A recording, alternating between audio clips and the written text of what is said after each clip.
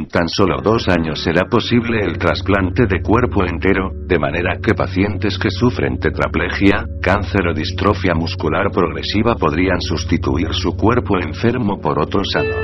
La idea suena totalmente descabellada y muchos de sus colegas ya han afirmado que no se lo creen. Sin embargo, el neurocientífico italiano Sergio Canavero asegura que el último obstáculo que faltaba por salvar, la conexión de la médula espinal del donante con la del receptor, ya está superado. Según este cirujano, ahora solo es necesario que los científicos de todo el mundo que han estado investigando cómo hacer un trasplante de este tipo se coordinen y decidan en qué país lo llevarán a cabo. Si partimos 2 plátanos por la mitad con un corte limpio, los podremos unir como si fueran un único fruto, pone como ejemplo Canavero, mientras sostiene 2 bananas y un cuchillo con las manos en una entrevista realizada por Skype con El Mundo. Así es como ya se está haciendo la conexión de médula espinal. No me estoy inventando nada. Insiste el científico, que es director del Grupo de Neuromodulación Avanzado de Turín, y en junio presentará un proyecto para realizar un trasplante de cuerpo entero en la conferencia anual de la Academia Americana de Cirujanos Neurológicos y Ortopédicos de Annapolis, Maryland, Estados Unidos.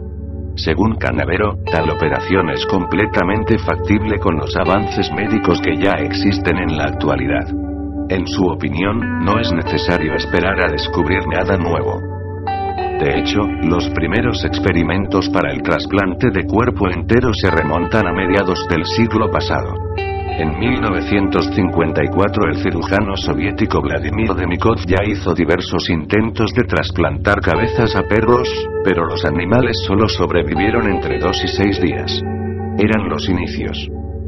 Más tarde, en los años 70, el doctor estadounidense Robert Witte trasplantó con éxito la cabeza de un humano al cuerpo de otro, pero tuvo un importante problema: no logró conectar la médula espinal. Eso hizo que el primate no pudiera mover el cuerpo, aunque sí que consiguió respirar de forma asistida. Ahora, siempre según el médico italiano, este inconveniente ya no existe en la actualidad. Es posible conectar partes seccionadas de la médula espinal utilizando polietilenglicol PET, un polímero que actúa como adhesivo, según relata Canavero. El resto de dificultades de la intervención también han quedado sobradamente superadas gracias a los muchos trasplantes de todo tipo que se han llevado a cabo en las últimas décadas, añade. El riesgo de que el receptor de un órgano lo rechace se puede paliar ahora con medicamentos, pone como ejemplo el investigador de Turín.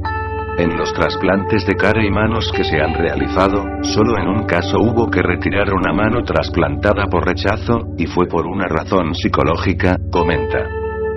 En ese sentido, Canavero explica que, en los casos de trasplante de cuerpo entero, el paciente deberá utilizar una especie de máquina de realidad virtual durante los 3 meses previos a la operación, con la que se verá a sí mismo con un cuerpo similar al que se le trasplantará.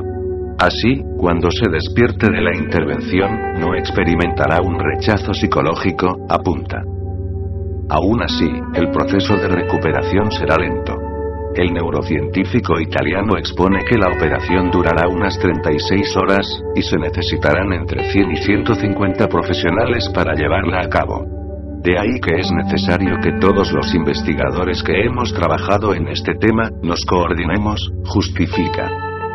Tras la intervención, al paciente se le mantendrá en coma durante 3 o 4 semanas para evitar el movimiento, aunque se le implantarán electrodos que estimularán eléctricamente la médula espinal para así fortalecer las conexiones nerviosas.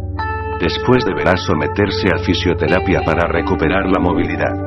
Como máximo en 1 año estará completamente recuperado, afirma Canavero exultante. Mantendrá la misma voz y la misma identidad, pero con otro cuerpo. ¿Pero realmente no cambiará su personalidad dentro de ese otro físico? Es posible que el receptor de un nuevo cuerpo tenga un cambio de comportamiento y de humor, pero eso se puede resolver con la clonación de células, propone.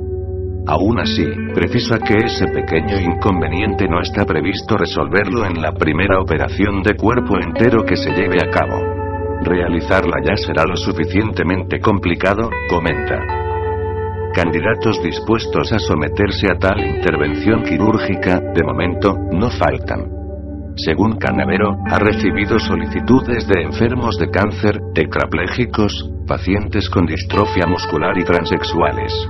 Este último colectivo es el más numeroso. Incluso tengo solicitudes de España, precisa.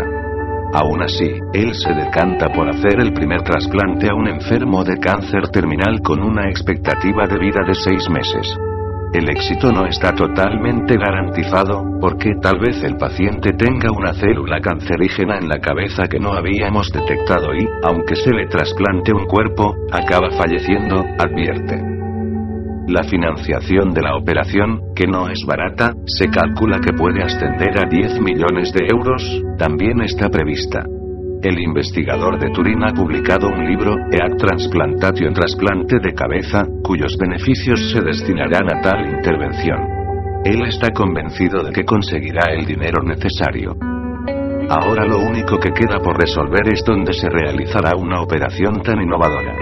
Canavero apuesta por Estados Unidos, China o India, ya que investigadores de esos 3 países se han ofrecido a colaborar con él en tan ambicioso experimento.